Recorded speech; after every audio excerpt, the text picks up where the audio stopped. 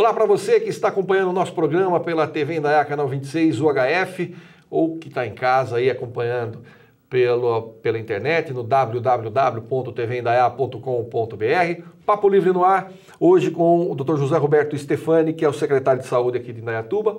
E nós começamos a falar com o Dr. Stefani sobre a UBS da SECAP. Doutor, obrigado pela sua presença aqui. Vamos contar essa novidade aqui, falar um pouco mais, um investimento de mais de R$1 milhão, que vem, inclusive, verba do governo federal aí.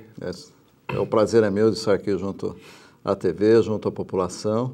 Então, mais uma obra, mais uma conquista que se fez aí, essa inauguração. Então, isso faz parte tudo de um planejamento. Então, a SECAP, um local muito importante de atendimento, tem uma população que você vê que participa bastante da cidade, é uma população antiga e uma unidade importante que chega a ter mais de 60 mil fichas cadastradas ali na região. A população em torno né? Passa de 20 mil, passa um pouco de 20 mil a referência daquela unidade. Mas você vai acumulando os prontuários, as pessoas que vão saindo, então para você ver a atuação da SECAP. E isso só foi possível dentro de um planejamento, porque quando nós iniciamos os trabalhos de planejamento, era praticamente impossível se mexer no SECAP. E o SECAP era uma unidade antiga, que era o antigo CAME, lá, o Centro de Atendimento, que depois se transformou em UBS, foram feitas várias reformas, só que a infraestrutura estava muito comprometida. A fiação, a parte da informática, esgoto, água, então não tinha mais como reformá-la. Então teve que botar abaixo. Com a inauguração do João Pioli, que é uma unidade nova lá para o bairro, aqui em Califórnia, outra unidade, a UBS 10, que era uma UBS muito ruim também, foi feita uma UBS grande, assim como Itaici, Corolla e as outras. Então, isso propiciou o quê? De a gente acomodar essa população nessas outras unidades. Eu não posso deixar de agradecer a paciência e a colaboração de todos os moradores de lá. Então, se acomodou o atendimento desses pacientes, dessa população, nessas outras unidades, colocamos no chão e rapidamente construímos. Quer dizer, foi uma obra que demorou 1 ano e pouquinho aí para ser construída e finalizada e inaugurada. Então, isso propiciou agora, você vai ver que vai melhorar o atendimento, inclusive nessas outras unidades que estavam sobrecarregadas. Então, foi mais esse efeito, 700 metros quadrados. Quando se olha a unidade e vai visitá-la, poucas unidades particulares e de convênios diferenciados têm uma unidade de atendimento igual a gente possui lá na SECAP ou Itaici, as outras. Então, nossas unidades realmente de qualidade.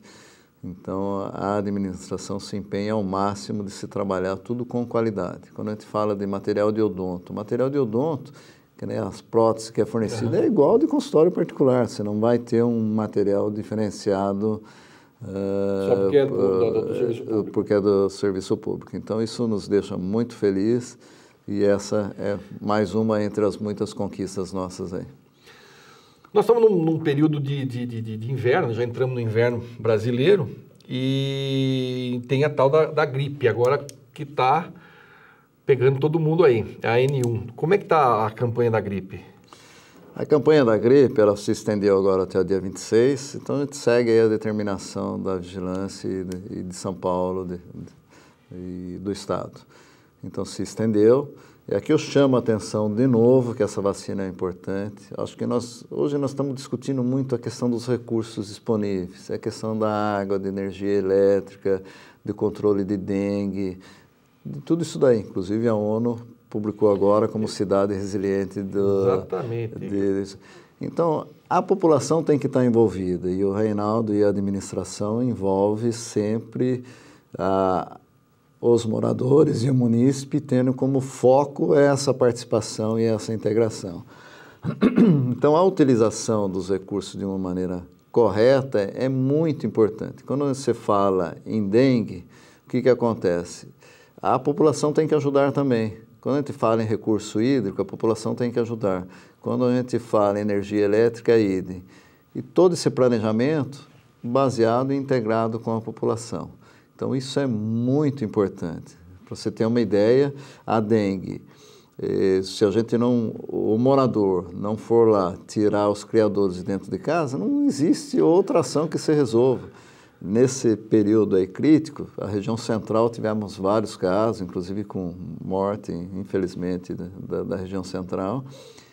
Mas teve casas de a gente entrar para fazer a limpeza, de tirar um caminhão de lixo. Caramba. Aí você fica imaginando como que é possível tirar um caminhão de lixo dentro de uma cidade. Não é brincadeira. Na região central, não foi? Na região central. Então a pessoa fica acumulando, fica com dó de jogar as coisas, fica acumulando, a hora que vai ver, está tudo aquilo lá. Então são os pratinhos do quintal, é vasilhame, é pneu, Então cada um de nós tem essa responsabilidade. Hoje a medicina dá condições ao ser humano de viver bem aí até os seus 80, 90, 100 anos. De primeiro, passava no Fantástico quando uma pessoa passava de 100 anos. Agora já virou meio... Desculpa, hoje virou rotina. Só que para isso acontecer, precisa da colaboração do indivíduo. Não é só a medicina que vai garantir. Então, dieta saudável, exercício, então ter uma vida controlada e pensando em tudo isso daí, aí sim, unindo com a medicina e com todos os avanços tecnológicos, nós vamos poder viver bem com qualidade até 90, 100 anos e passando de 100 anos.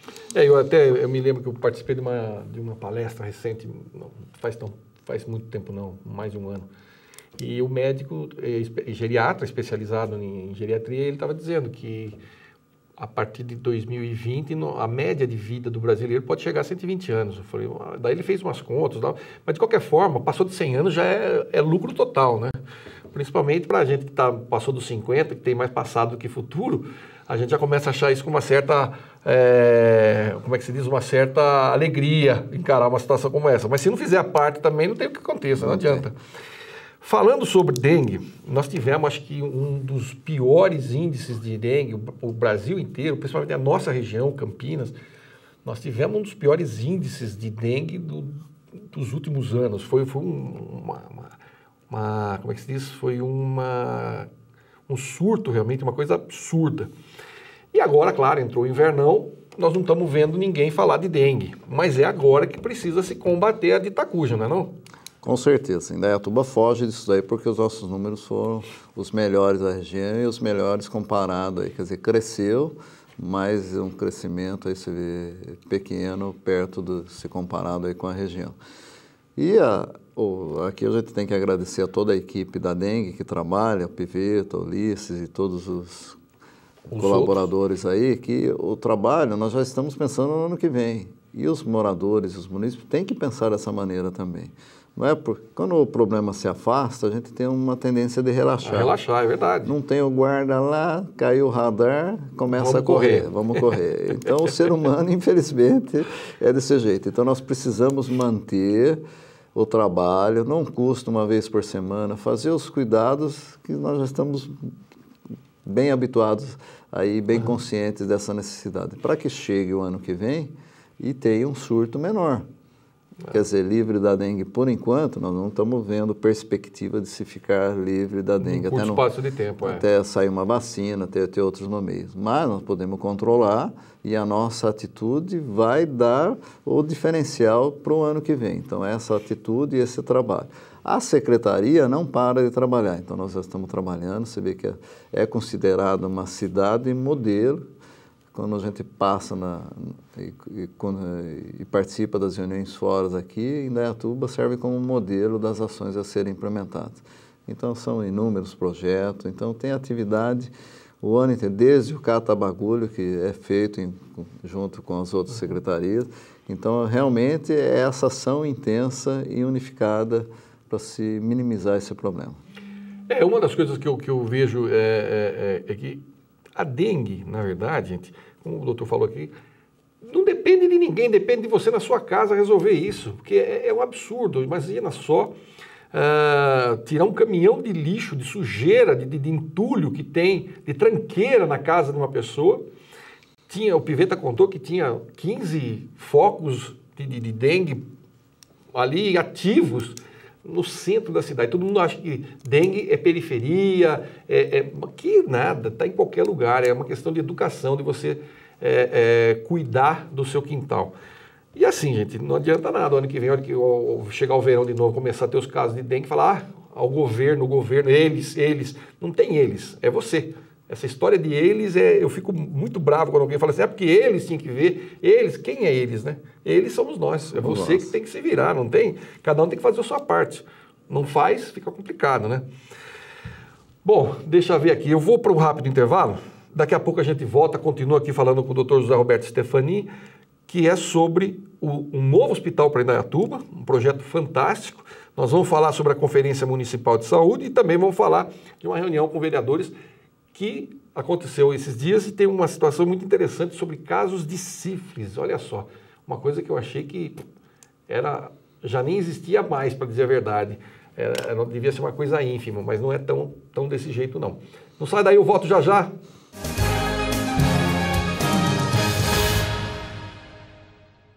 Estamos de volta com o nosso Papo Livre, Dr. José Roberto Stefani, secretário de Saúde de Indaiatuba, conosco aqui hoje. Doutor, vamos falar sobre essa novidade boa aí, que é praticamente um novo hospital para Indaiatuba? Você vê que tudo isso faz parte também desse projeto aí da administração. Então, a administração junto com a população, junto com toda essa problemática social e dentro desse planejamento saiu agora o lançamento do novo hospital. Então, Indaiatuba vem crescendo. Então, esse crescimento abrupto aí e as outras áreas têm que correr de atrás. Então, Indaiatuba, uma cidade pequena, sempre dependeu de São Paulo, Campinas, os grandes centros tecnológicos. O que está acontecendo? Com esse crescimento, não dá para ficar procurando os centros tecnológicos. Então, as coisas têm que ser resolvidas aqui. Então, nesse processo, cada vez mais o hospital tem que assumir os casos de maior complexidade. Então, se pensando, trabalhando, estudando, e vendo quais são os caminhos que a gente tem, então se optou por essa parceria, que é uma maneira de se viabilizar isso daí. Então, a Prefeitura, o Hospital AOC, o Thanos da Max Planck, e buscando a tecnologia, conhecimento e todo o apoio aí pedagógico do Sírio-Libanês. Então, a gente precisa de uma estrutura pedagógica, de alguém importante que possa trazer qualidade à altura. Então, o Sírio já vem trabalhando, nós já temos 2 residências funcionando, 3 habilitadas, de clínica médica, de pediatria, a qual eu faço a coordenação, e de medicina de família, que ainda o país não conseguiu deslanchar com a residência da medicina de família. Então, já estamos atuando, o Sírio vem trabalhando junto, vem dando cursos de preparação para esses preceptores, então de informação e de formação. Então, nós estamos trabalhando em conjunto. E agora, para viabilizar um hospital, você vê, quando a gente pensa num hospital, num financiamento aí de 10 milhões mês, você precisa quase de orçamento praticamente inteiro da saúde para viabilizar um hospital de grande porte. Então, isso fica impossível para a cidade bancar. Então, todas as cidades que evoluíram, passaram a ser centro de referência, então tem que ter o financiamento do Estado, do federal e do município. E nesse quesito, o Estado fica a dever com Indaiatuba. Então, nós precisamos buscar. Então, isso existe uma luta do deputado constante. O ano passado conseguimos 1 milhão de custeio mensalmente. Esse ano está ainda numa séria discussão devido a toda a problemática que está acontecendo aí. Mas dessa participação. Então, para viabilizar o custeio dessa unidade. Então, o projeto se construir mais 50 leitos aos moldes do novo pronto-socorro. Você vê que foi outro ganho, que a gente até esquece dessa gestão, porque o pronto-socorro anterior ficou totalmente insuficiente para a demanda. Então, dentro desse novo pronto-socorro, tem UTI, tem áreas de internação. Então, foi um complexo grande. E agora vamos ampliar de novo. Então, esse novo prédio, são 5 andares, mais de 7 mil metros quadrados construídos, áreas exclusivas para o SUS, áreas em conjuntos e áreas de convênio. Isso para ajudar nesse financiamento, tá certo? Porque a gente tem alguns exemplos, pessoas que não entendem, às vezes criticam essa parceria. Jaguariúna foi no movimento contrário disso, dividiu o que é convênio e o que é SUS. Quebrou a cidade, hoje eles não sabem se funciona a UPA ou se funciona o hospital. Não estão conseguindo. E foi um hospital que, quando foi inaugurado, era top. Tive muitos amigos lá em Campinas, que a gente trabalhava lá, hospital excelente. Quebrou o hospital. Uma cidade bem menor. E hoje eles têm uma despesa municipal igual nós temos do AOC. Caramba! Que aquele hospital que não funciona com uma população bem menor, tem a mesma despesa que tem o AOC. Para você ver a importância dessas parcerias para poder viabilizar o financiamento.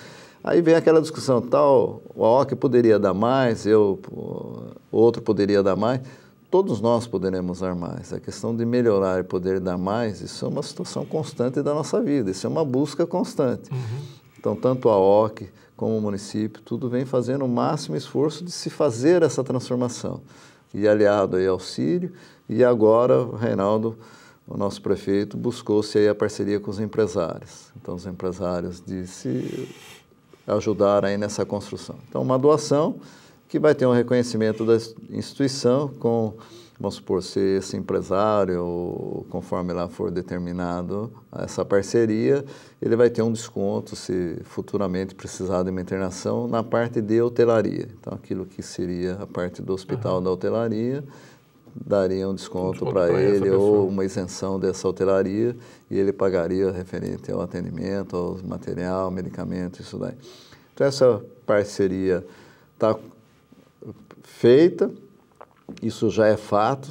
O Reinaldo deve lançar aí, em breve, a pedra fundamental dessa construção. Essa construção vai ser ali no terreno do próprio lado da OC e a previsão de término no final do ano que vem. Puxa vida. Toda a construção sempre está acostumada a atrasar um pouquinho. Mas, falar em obra, prazo de obra é complicado. Mas está se trabalhando para esse prazo, para o final do ano que vem, esse prédio estar pronto e funcionando.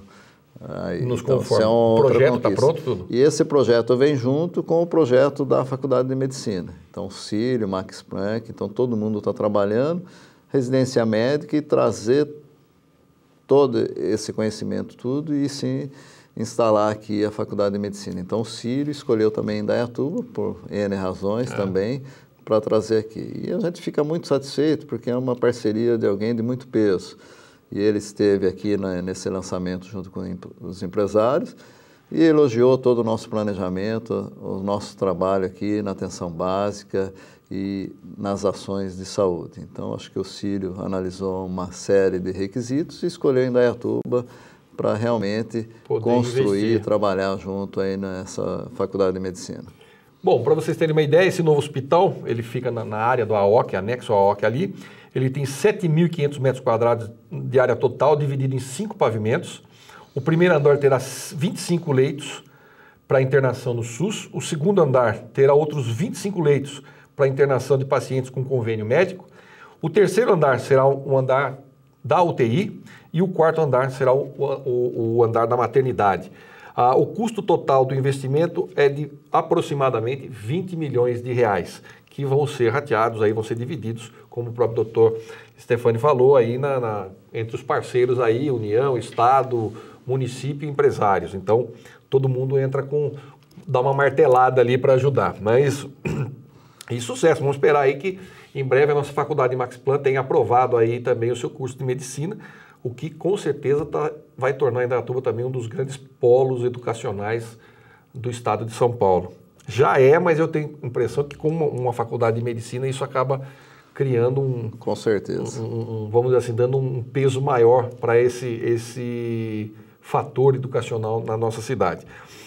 Vamos falar então sobre a conferência municipal que acontece 25 e 27 de junho, quer dizer, essa semana aqui está acontecendo. E me diz uma coisa, quem participa, vai ser na Max Planck, né? Vai ser na Max Planck, então se realizou, porque tem todo um trâmite de representação no município, no estado e a nível de fórum federal também. Então foram feitas as pré-conferências, tá certo? Já com as propostas, então as pessoas que quiseram participar, isso aí foi divulgado e ampliado, então as pessoas que querem participar já começam a participar desde a pré-conferência e agora nós vamos para a conferência. E das conferências vão sair os delegados que vão representar Indaiatuba nos outros fóruns. Então, isso é muito importante. E aqui eu quero deixar bem claro que toda essa discussão junto à população, por isso que Indaiatuba ganhou de resiliente aqui. Daqui a pouco vou falar sobre isso. Isso daí, de fato, faz parte da nossa atuação, do nosso planejamento. Então, se faz um planejamento a médio e longo prazo, com ações de curto, médio e longo prazo, e esse planejamento é revisado anualmente. E essas propostas, e junto com o Conselho, que atua fiscalizando, mas também na condução, então tem o Luiz Medeiros, que é o presidente e coordenador do Conselho, e mais passa de 180, estava com 181 conselheiros, pessoas da população que não têm salário para isso, que atuam nas unidades, então fazem a fiscalização, mas atuam também de uma maneira ativa, buscando aí os interesses e as necessidades da população. Então toda essa união. E o que sai de propósito e o que se discute é levado para o nosso planejamento efetivo. Então isso não fica no papel, não.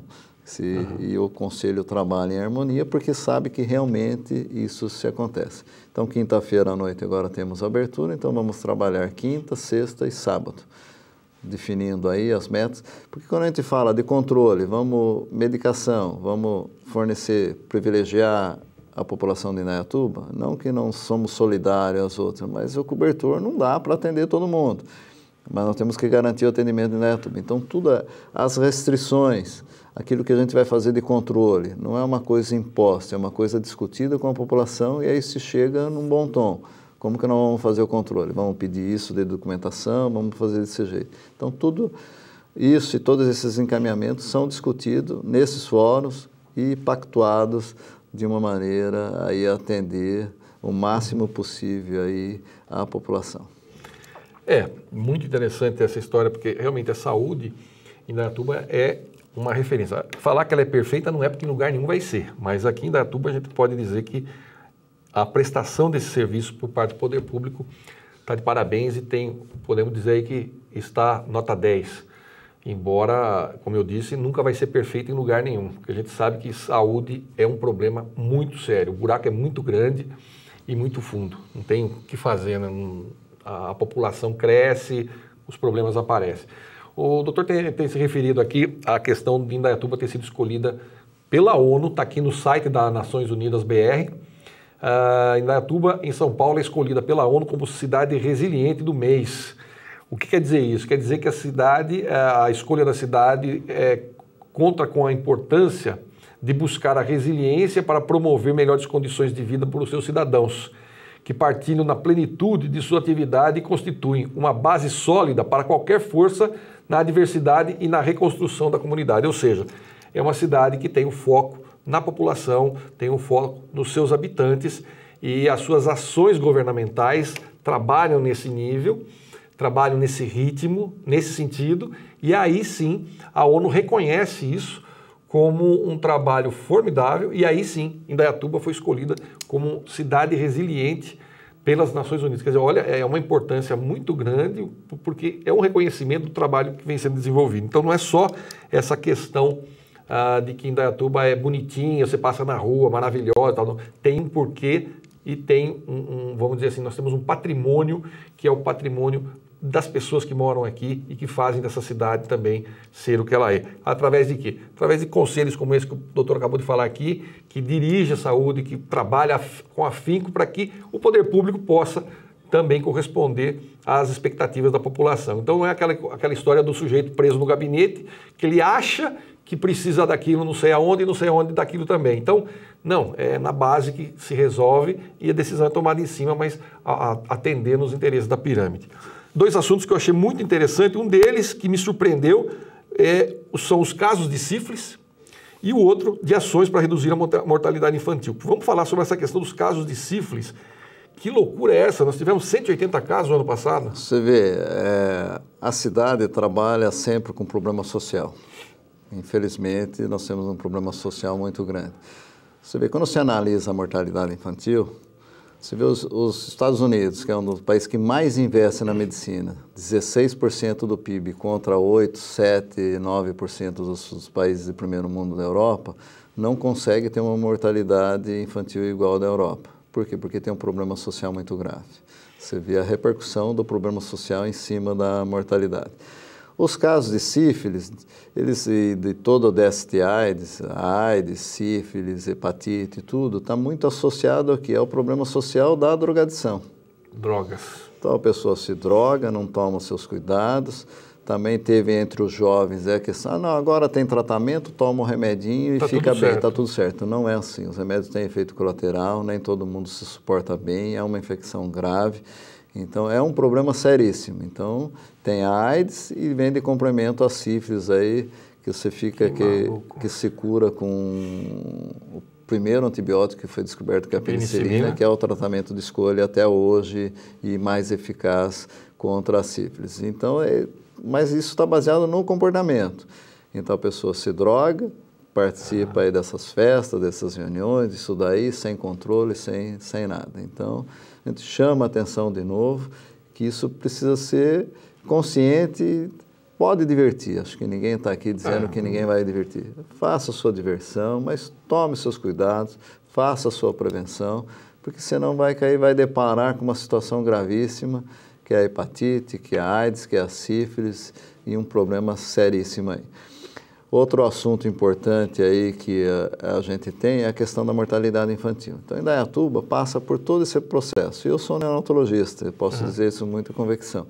Então, o nosso hospital precisa de um desenvolvimento. Assim, por isso que nós estamos buscando a parceria da faculdade, Sírio-Libanês, para se ter um desenvolvimento maior. A nossa UTI neonatal, ela é UTI tipo natal tipo 2. O que a gente precisa é UTI neonatal tipo 3. Então, você vê, associa o problema social dessas mães gestantes, jovens e que não fazem o pré-natal e que chegam e que têm uma mortalidade maior, aos outros problemas. Teve um ano aí que teve um índice de malformação muito grande, nós não conseguimos chegar à conclusão, mas para mim está associado à drogadição, sem dúvida, e dependendo dos outros centros. Então, teve esse ano fatídico aí que eu tive 4 mortes por cardiopatia congênita. Caramba! Que eu fiz uma denúncia no Ministério e, através do Ministério, o ministro causou uma diligência em todas as áreas para apurar isso daí. Daí ficou constatado o quê? Que o sistema tem que dar vaga. Quantas cirurgias cardíacas eu vou fazer aqui por ano? Não tem como implantar uma equipe de cirurgiões cardíacos para se operar 10 crianças no ano. Quem que vai fazer a manutenção? Então, tem que ter fluxo, que quando tem um nenê com cardiopatia que precisa de uma intervenção, ele tem que ser acolhido. Ou em São Paulo, na Beneficência, na PUC, na Unicamp, em algum centro que se faça essa cirurgia.